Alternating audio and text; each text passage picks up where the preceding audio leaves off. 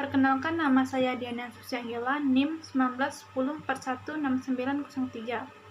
Kelas A2 pagi, mata kuliah Manajemen Pemasaran Internasional.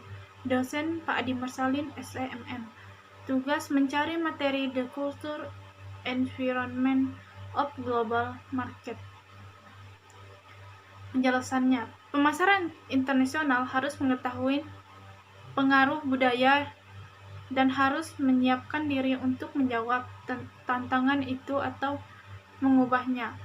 Pemasaran internasional memainkan peran penting, bahkan dapat dikatakan menentukan dalam pengaruh kecepatan tingkat perubahan di seluruh dunia.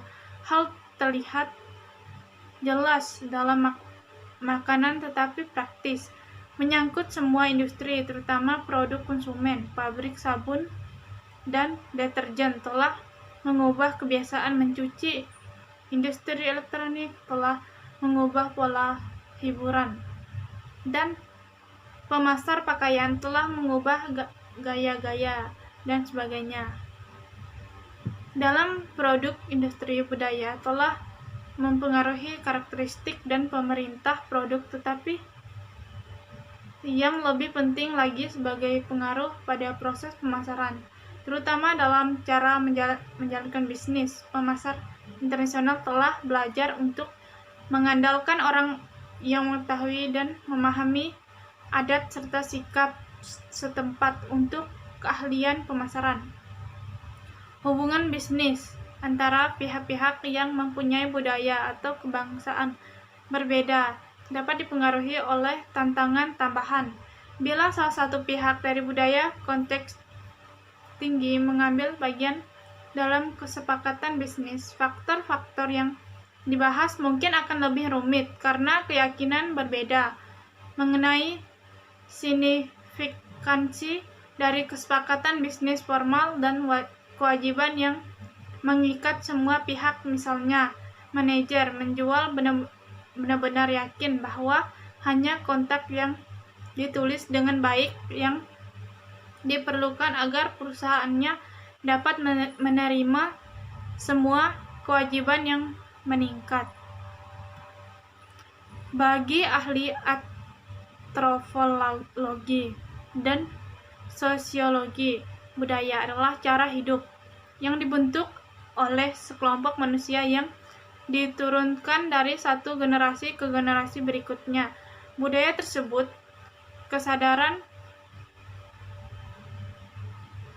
budaya termasuk kesadaran dan ketidaksadaran akan nilai, ide, sikap, dan simbol yang membentuk perilaku manusia dan diteruskan dari satu generasi ke generasi selanjutnya.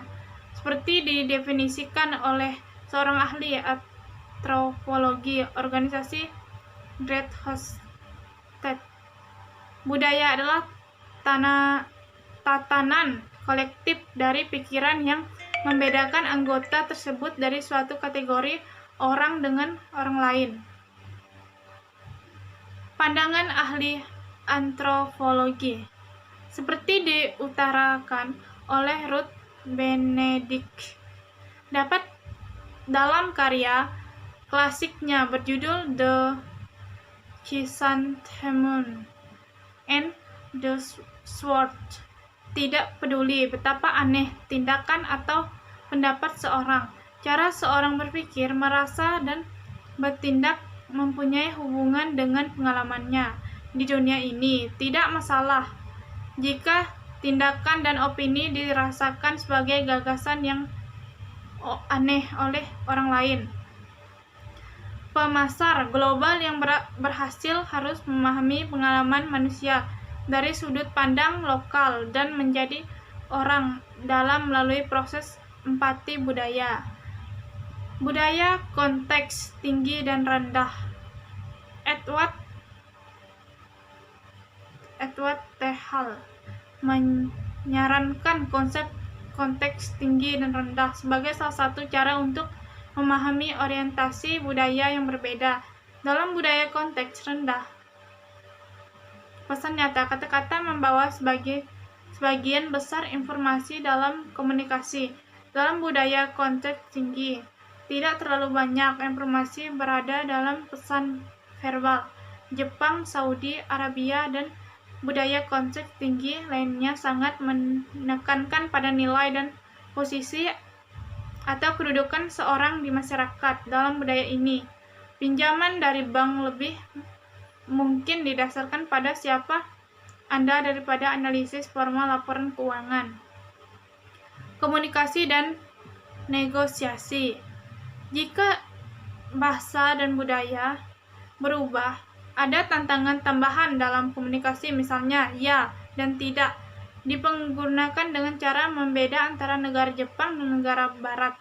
Hal ini menyebabkan kebingungan dan kesalahpahaman.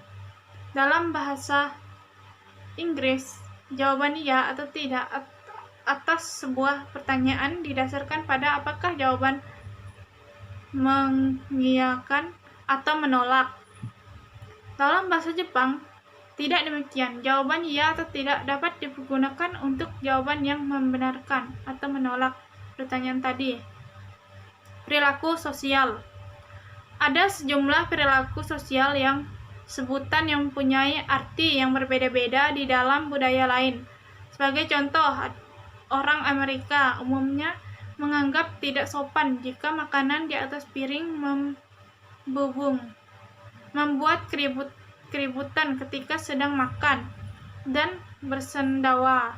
Namun sejumlah masyarakat Cina merasa bahwa merupakan hal yang sopan jika mengambil setiap porsi makanan yang dihidangkan dan menunjukkan kepuasannya dengan bersendawa.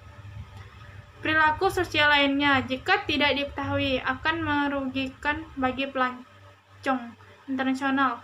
Sebagai contoh, di Arab Saudi merupakan penghinaan jika menanyakan kepada pemilik rumah tentang kesehatan suami atau istri. Memahami suatu budaya berarti memahami kebiasaan, tindakan, dan alasan-alasan di balik perilaku yang ada. Sebagai contoh, di Amerika Serikat, bak mandi dan toilet mungkin berada dalam ruang yang sama. Orang Amerika mengasumsikan bahwa ini adalah norma yang berlaku di dunia. Namun dalam beberapa budaya seperti Jepang menganggap itu tidak higienis, bahwa budaya lain menganggap duduk di atas toilet duduk itu tidak higienis. Di banyak budaya, penggunaan tisu toilet bukanlah norma mereka. Lingkungan budaya. Tiap-tiap bangsa mempunyai nilai adat istiadat dan tabu sendiri-sendiri. Pengusaha asing jika ingin berhasil harus menanggalkan etnosentrisme mereka dan mencoba memahami kultur dan kebiasaan bisnis di negara tuan rumah yang seringkali berbeda konsep waktu, ruang, dan tata caranya. Bagaimana konsep setempat memikirkan dan menggunakan produk tertentu harus diperhatikan oleh penjual sebelum merencanakan program pemasaran. Berikut ini adalah beberapa contoh yang mengejutkan di pasar konsumen. Kaum pria Prancis rata-rata menggunakan kosmetik dan alat kecantikan hampir 2 kali lebih banyak daripada istri mereka. Orang Jerman dan Prancis makan spaghetti bungkusan lebih banyak daripada orang Italia. Anak-anak Italia senang makan sepotong coklat dan disisipkan di antara 2 potong roti sebagai cemilan. Kaum wanita di Tanzania tidak mau memberi telur kepada anak-anak mereka karena takut anak-anak itu menjadi botak dan impoten.